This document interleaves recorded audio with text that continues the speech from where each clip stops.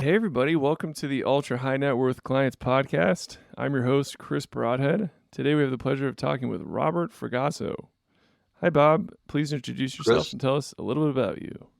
well, thanks for inviting me on. I'm Bob Fragasso. I founded Fragasso Financial Advisors 51 years ago, more than 51, going on 52. And we've had great success over that period of time. We're headquartered in Pittsburgh. We have clients in most states. Mm-hmm. So you founded the company when you were 1 years old. Yeah, I wish. Yeah, in my 20s. Right. I Okay, had a wow. corporate job before that and decided I did not want to be in a corporate setting and wanted to have my own business. Mm-hmm. Wow, that's incredible. You look great for Thank you. 51, my friend. Yeah, 50, yeah, right. 51 years in the business. Yeah, um, that's awesome. And how did you get into the world of finance? Well, as I mentioned, the corporate job I had, I was doing it well and it was successful and I was valued there and I enjoyed the people. But I didn't like the idea of being a corporate person. A recession was going on and I watched middle-aged guys at the time. I was in my 20s and I watched middle-aged guys getting up from their desks, leaving sweaty palm prints because the management consultants were in evaluating all the personnel and the systems and they knew they were at risk. And I said, I don't want to be that way when I had kids in college or in high school. So I decided to get into my own business, but of course, having no money, the easy way to start my own business was in the investment business, which was very different then. It was pre uh, unfixed commissions. Commissions were fixed, and it was very limited. And then very early on in my time there, commissions became unfixed, and it opened up the whole world to us. We don't have time to go through that saga, though. That might be a different interview. Wow. Okay. Um, how did you find the courage to set out on your own? Well, once again, I didn't want to be that guy that I Mm-hmm. described. And this was a no cost way. I was doing it all with my own sweat equity. I became, at that time, a broker. Advisors didn't exist with a local company and went through their training program. At that time, it was a 6-month training program. And then I got off trying to bring in clients. And that was me starting my business. I didn't have any capital investment other than an automobile and, suits and that sort of thing. Mm-hmm. And went off and started bringing in clients. Mm. That's great. And so it sounds like you realized I don't really need any inventory here. I don't need to have like a sizable investment in something. I can Right. just find folks who can pay me to perform this service. You're absolutely correct. And a big motivating factor is two of my three daughters were born then, and they were infant and toddler. And that was a big motivation to make sure I was working as hard as I needed to work to make it a Mm, success. yeah, yeah. I am currently childless, but I wonder how big of a motivator that would be. I'm sure that put a fire under your behind to get it going. Picture the baby robins in the nest with their mouths open, waiting for me to bring home the worms. Yeah, so you were very well motivated.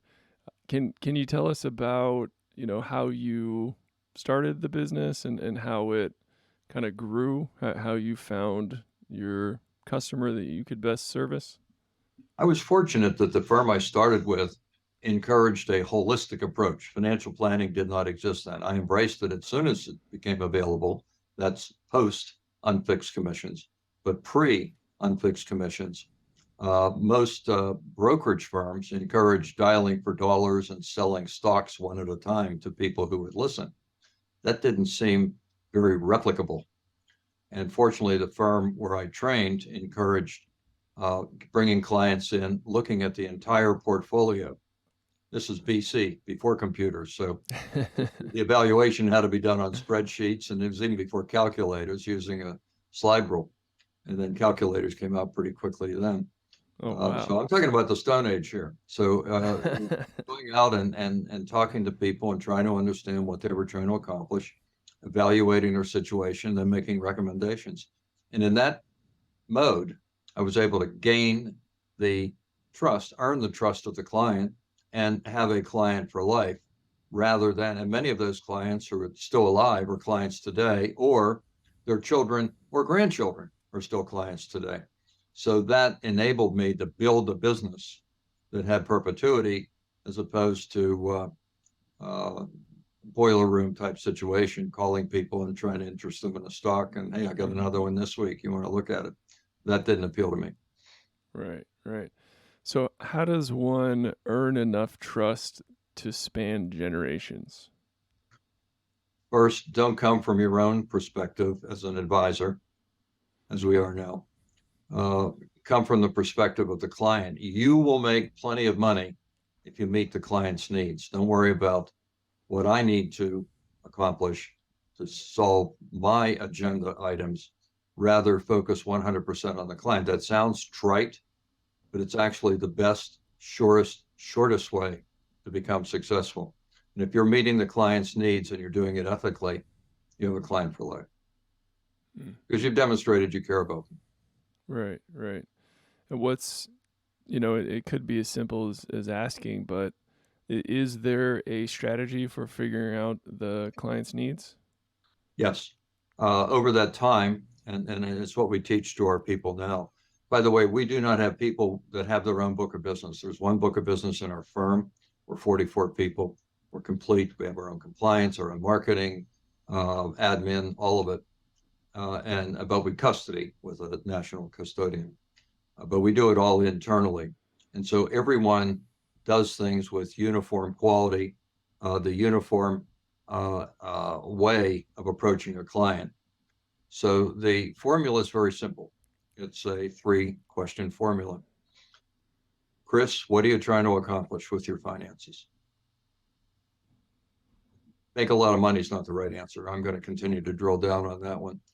For what purpose? What are you trying to do? You're single now. You're the father of a mixed breed Beagle Jack Russell. You're engaged. So what are you looking to do, Chris? Tell me about it. And then, good. Chris, once we really solidify that, I don't take the first answer, as I indicated, and I don't take a simple answer. You need to create a complete picture for me as to where you see yourself wanting to go in life because your money's a tool. Second question, well, Chris, what's getting in the way? Well, that's seemingly formidable, Chris. What do you think you need to do to fix that? That's the third question. Hmm. And you're going to say, well, that's why I'm talking to you. That's what I want to find out. Then you're going to say, and the fourth question is, would you mind if I told you described our methodology, which has helped people in exactly your situation, time Hmm. and time again? Mm. That's it. Now you're going to ask a lot of questions. You're going to gather all the data. You're going to do the whole due diligence on the client. Then you're going to break away. You will not make recommendations. You'll break away, you'll evaluate it, you'll give it really good consideration. You'll look holistically at the client's situation. Then you'll come back with your recommendations. How can the client say no? How can the client say your fee's too high? How can the client say, no, I don't want to deal with you? Because who else did that for them? That's the Hmm. formula. Easy to say. It's hard to stick to because we all have well, I want to get this done. I want to get, no, don't do that. It's all about the client. It'll come and it'll stay once it comes. Do these getting to know the client questions work uh, kind of before you've signed them as a client to It make has to. sure they would be a It good has to. fit? Yeah. Right. Oftentimes, people in our industry will say, well, you're giving it away. Well, no, I'm not giving away the product. I'm giving away my empathy. I'm giving away my insight as to what we're going to do for the client, but I'm not giving them a do it yourself formula. Hmm. So they will need us once they see the value of what we're offering. Hmm. I'm not risking a thing. It sounds like you're just giving away clients who are not a good fit. That's an insightful conclusion. There are some clients we can't help, and they're at either end of the spectrum. they're either progressive Democrats or MAGA Republicans. No, that was a joke to see if you were listening. Right? There are people that are so conservative that there's nothing we can do. They absolutely, their idea of risk is a longer CD. Then there are people on the other end of the spectrum who want to roll the dice. They want to double it up, then they want to double it up again. If we can't alter those expectations, we won't take that client on. And it's not because we're arrogant. It's a prescription for uh, not meeting the client's needs, or at worst, arbitration. Mm-hmm. Yeah. Because it isn't going to be the client who was wrong when you rolled the dice. It's going to be you, the advisor. Yeah. So they wanted to do it. They Right. won't remember telling you to do that. They'll just Yeah, remember. the wins are theirs, and the losses are ours. Right. Yeah. I'm not cynical about it. I mean, it's human nature. People, Mhm. those people I described on either end of the spectrum are not going to be rational about it because they weren't rational in their expectations. Right. Right. But besides the extreme ends, are there any other red flags you all look out for? Rushing the process. Take your time. If the client is so anxious to give you their money that they're not willing to go through this process, once again, we haven't set up the expectations properly. So don't rush the process, but trust the process. If you have a valid client, and most of them are a valid prospect, then they become a client, it's going to work. So there's not a rush to close them. They're not going to run away midstream. Or if they did, you knew there was something else wrong. Either I didn't do a good job of illustrating the value. I don't mean the results, I mean the value of the process. Or they had the wrong expectations and didn't articulate that. I couldn't get it out of them. Mm-hmm. That's the only reason they leave midstream. And it's better that I did take my time and find it out now. Mm-hmm. Yeah. Better to find out earlier rather than later. Yeah. I'm very curious about your business structure with your team members and employees. You all share one group of clients, you said, correct? And it's allocated to the advisors. And Mm-hmm. every advisor works with, we call it financial planning analyst, because the clients don't understand paraplanner, which is the term for a financial planner's assistant, like paralegal. Mm-hmm. Paraplanner clients don't understand what that is, and you have to explain it. But if I say financial planning analyst, they understand what we're talking about. So the financial advisor works with a financial planning analyst and an administrative specialist to take care of all the necessary paperwork. It is wrong for a financial advisor, not because he or she is above it, but it isn't the best, highest use of that advisor's time to do all the admin work. So every advisor has the FPA and the client account specialist working with him or her. But also portfolios are managed centrally. So the advisor isn't masterminding the portfolio, because then you've negated any chance of uniform quality assurance to every client, Mm-hmm. because every advisor is going to come up with his or her own way of looking at it. So the process that the portfolio management department uses is the result of an investment planning committee that meets quarterly. So they can't go off cowboying into the sunset doing anything they want to do either. So Mm-hmm. with confidence, we can purport that to clients, and they gain confidence as a result. So that's the reason why we have, and we have 2 billion under management, Mm-hmm. and we're doing that with 44 people, with our own marketing department and with compliance and with an HR manager. So we've got the full set of resources to offer the clients. What was implied in your question, I think I'll take it now and answer it. Everyone is on salary, everyone in the firm. Everyone in the firm shares in a firm-wide bonus that's based on two things: retention of assets under management and acquisition of new assets under management. And those come from existing clients where they have a liquidity event, and they come from new clients. And new clients come first and foremost by referral. If we enact this client experience that I described to you properly, our greatest source of new business will be on referral. from clients and their other advisors, the attorney and accountant. Second will come in from just what you're doing, digital marketing. Mm-hmm. And a real close third is TV advertising. We've done it all, from billboards to PR to writing pieces for. We only advertise now if there's in print, if there's an advantage to it. So, for example, we manage money for the Bar Association. That's public knowledge. And so we advertise in their journal because that helps them. But otherwise, we don't. The outlay is not worth the return, and vice versa. The return is not worth the outlay. You only do it strategically. So if you're doing a good job, it all emanates out from the client experience, the enactment of the client experience. And so our people, then the advisors, have a special individual bonus for them. I remember the whole firm is tied into a firm-wide bonus. And it's not arbitrary. It's based on a formula. It's published in advance. Everybody knows it. And it's based on that two-factor criteria. The FAs are eligible for a bonus if they, in their own segment of the book of business, increase their assets by certain percentages, which is predetermined at the beginning of the year. So they can make a very, very good living, better than most advisors off on their own, trying to be a one-man or one-woman show, doing it all, wearing all those hats. That's really interesting. And they don't have to work many nights or weekends. Yeah. Prospect. Well, they have a full team behind them. Yeah. And it's the process that brings in the new clients, not individual reaching out and dialing.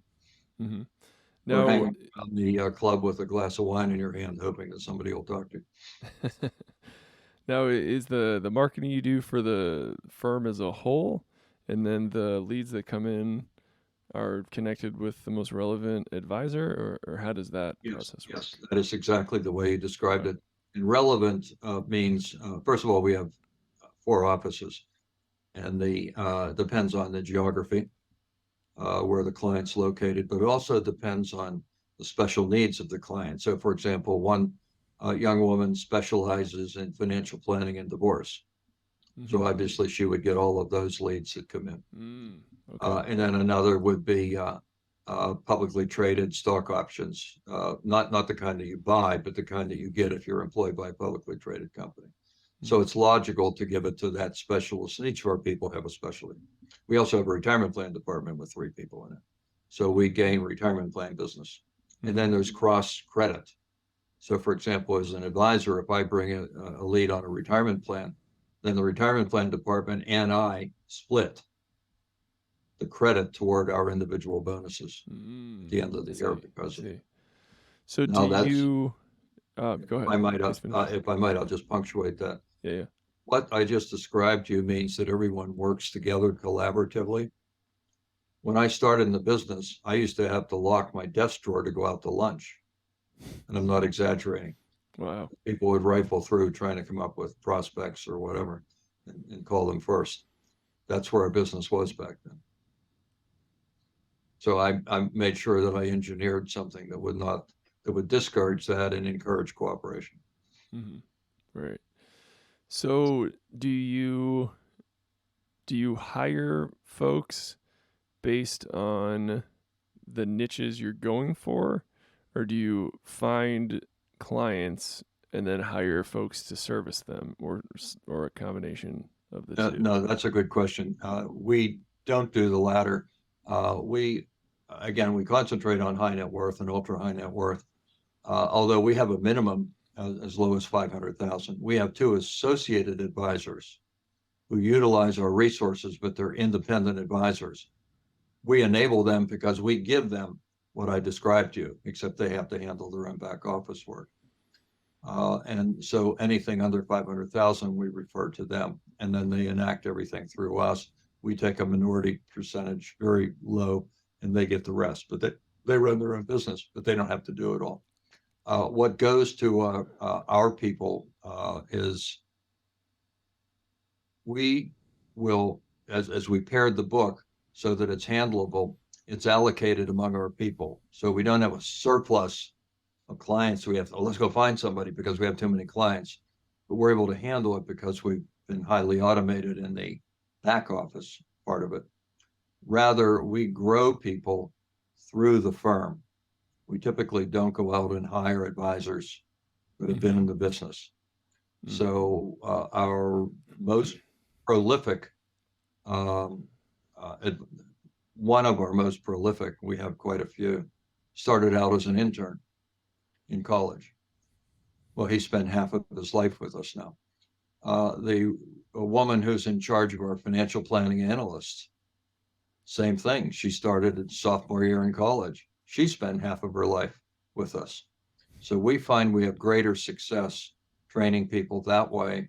And then as we do need to add at the financial advisor end, it's natural to promote up through those, if you will, interns who became associates, who became full financial advisors. Mm-hmm. It sounds like you all are very good at recruiting and retention. Any tips for improving recruitment for those financial advisor practice owners out there? Yes, the best is to take care of your existing clients fully, meet all of their reasonable expectations, explain to them their unreasonable expectations and what you're going to do instead that's more reasonable, because you are, after all, in charge of this. You know, if you're the doctor and the patient wants to smoke cigarettes, you've got to explain to the patient why they shouldn't smoke cigarettes and what they need to do instead. So we can't allow our clients to smoke cigarettes, figuratively. But if they have reasonable expectations, we've got to meet them. And those are usually goal oriented. What are their objectives? So constantly doing that, letting clients know that we care about them. The third generation of a client family, the grandparents started with me, and they're both passed away now. The children are retired, and now we're taking care of the children and the grandchildren. And the grandchild just got married. So we made sure they knew that we valued them at this important life occasion. So you meet all their expectations, but you also, in even little ways, let them know how important it is. So we sent a nice bottle of wine for a toast. They sent us pictures of them toasting with that wine. That gives you the impression of how you have to do that. You don't have to fly people off to the Riviera. You just have to do nice little things for them that they know you care. Mm-hmm. But Yeah, mostly tied to their objectives. yeah, yeah. Awesome. So this show is called the Ultra High Net Worth Clients Podcast. So I'd be remiss if I didn't ask. To the level that you're comfortable sharing, can you tell us how you found your company's largest client? The largest came on a referral from another large client. So the Mm. whole story continues on. I will tell you that when I first got into the business back in the broker days, I was out physically cold calling because that's what the firm taught at that time, Mm-hmm. even though it was a holistic approach. And the largest client that I opened was knocking on doors, which is a brutal way Mm. to gain new clients, but it's a great way to gain poise. And there aren't too many questions that are going to be thrown at you that you haven't gotten hit with. So Yeah. I cold called on this fella, and I did take a holistic approach. By luck, he thought I knew what I was talking about, and I'm not sure that I did. And he was my largest client, and in fact, he made my entire month when I took Wow. over his portfolio and reoriented it. Mm-hmm. But that's not a replicable way of growing. The referrals are, and then become a master at, again, compliance approved, but electronic communication. Mm-hmm. Always stay in touch, always let them know what's going on. Answer a message same half day, or Mm. let them know why it's going to be tomorrow. Mm-hmm. You've got to treat people like you care about them. Mm. That's you're going to get plenty of clients if you do that. You don't have to do anything else. And then communicate, communicate, communicate. Mm. Get your Very, story straight. Make sure it's the right story. Make sure you're able to fulfill it, and then communicate it. yeah. Very, very good advice. I'll mention one last thing. Yeah, I wrote a please. book about 15, 17 years ago, and then I wrote the second edition during the pandemic because we were working from home, which is where I am right now. And so I wrote the second edition, which is much better, and that was published at the end of 2020. It's called Starting Your Own Practice. Mm. Uh, so the practitioner's guide to starting, managing, and eventually selling your practice. So starting your own practice, my name is the author, and it has pretty much everything that we talked about in summary there. I'm not trying to make a $1.98 on somebody buying the book. Get it from the library. I just would like practitioners to read it. You can get it, from Amazon or Barnes and Noble or Thrift Books or whatever. Hmm. Awesome. And we'll be sure to link it in the show notes. Thank you. I I was very interested in the program you started called Animal Friends for Veterans. Can you Yeah, tell us a little bit about that? well, that's a common value we share, Chris. We all know that the statistics on veteran suicides, they're understated because it was a 9-state study that was extrapolated to 50 states. And so there's that margin of error there. But it also doesn't count the veterans who have a long, elongated suicide under a bridge somewhere. So there are a lot of veterans that are experiencing, and it's not endemic to just this generation of veterans. It occurred the World War II veterans, Korean War veterans, I'm sure Revolutionary War veterans. It just wasn't documented and it wasn't recognized or dealt with. People just bottled it up and dealt with it. So we found, and the literature is full of it, that animal companionship mitigates. I don't have to sell anybody on that. I think everybody knows that intrinsically. But if you doubt it, Google it and you'll find all sorts of creditable research literature on the importance of it. So there is a good friend of mine has a service dog program that he works with a breeder, and these are animals that are trained for 2 years, and think of a seeing eye dog, but it's for veterans. The dog can wake the veteran up, if they're having bad dreams, or push the button to call 911. That isn't what most veterans need. They need companionship that's empathetic, and that's what animals provide. Hmm. So I'm on the board of Animal Friends, a no-kill shelter here in Pittsburgh. So we started the program to provide veterans with a companion animal, and that could be a dog, a cat, or even a domesticated bunny, depending on the veteran's living situation. They might not be able to have a dog. The dogs are naturally empathetic, the cats, the bunnies, all of it. However, there are veterans that need specialized training for the dogs, and we provide that through our behavior program.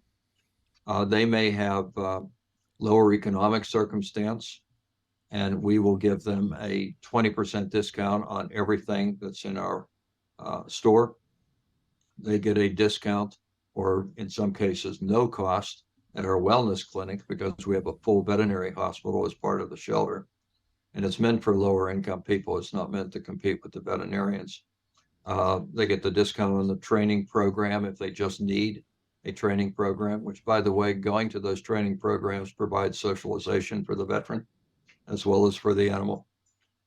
So we have a full range of and also compassionate boarding if the veteran gets into a problem, maybe needs hospitalization or is for some reason there's a mix up in the housing. That happens sometimes when people are Hmm. not stable in their own emotions. And so we'll house the animal until the veteran's back into good housing. Hmm. Don't mistake this. This has meant most of the veterans that come and adopt from us aren't exhibiting symptoms. They may have PTS, they just don't have the D, which could Hmm. stand for diagnosis or disorder. It's really diagnosis, but they're carrying it around.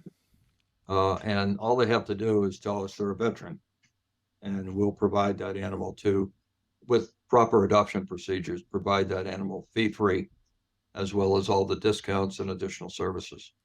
And Hmm. that's funded by donations. Wow. And where can people find out more about that? Google Animal Friends for Veterans, or you can it'll come up. You can go to the Animal Friends website, which is thinkingoutsidethebox.com. cage.org, and then you'll find Animal Friends for Veterans as one of Mhm.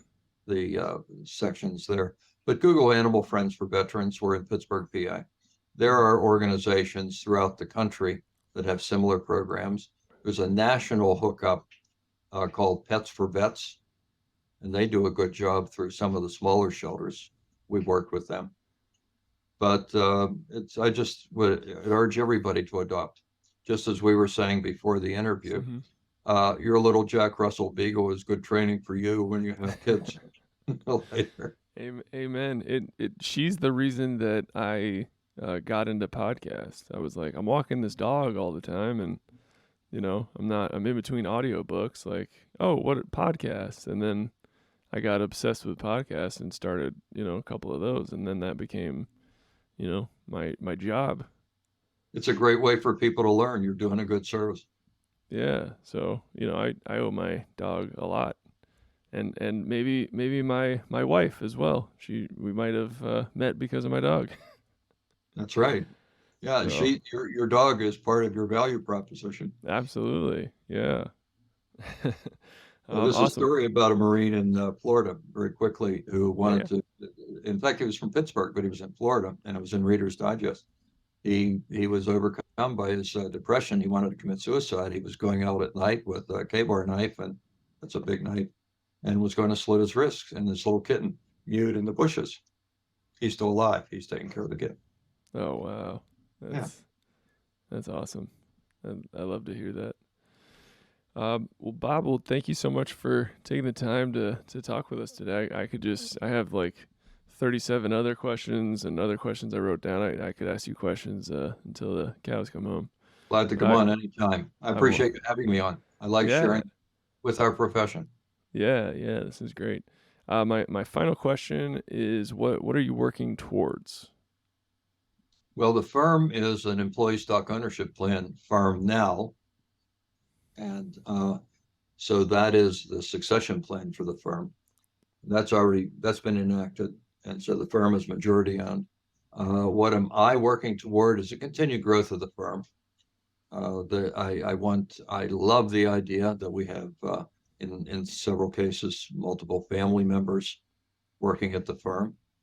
We've got children and grandchildren who have come in as interns while they were in college. So I'd love to see the firm perpetuated. I'd love to see clients continue to be served and done in a way that we think we do correctly. Hmm. Awesome. And where can our listeners find out more about you? Oh, Google, but go to our website, fragassoadvisors.com, and there's plenty about the firm there, plenty about what we do. The book has information because it goes through the history, a lot more about the ways to build business and the evolution of the industry, Hmm. how we're Awesome. compensated. Great. A We'll wonderful link. way to make a living. We got a great profession. People need us. They can't do it on their own. There are very few people who can. They need our guidance. So let's do it the right way. Hmm. Amen. Well, thank you so much, Bob, for taking the time to talk to me and the listeners today. Really enjoyed our conversation, and hope we can check in with you somewhere down the road. I'm available anytime you want, and I enjoyed the conversation too. Thank you, Uh, Chris. All right, awesome. All right, everybody, listen out there. Thanks so much for tuning in, and keep on growing out there, everybody.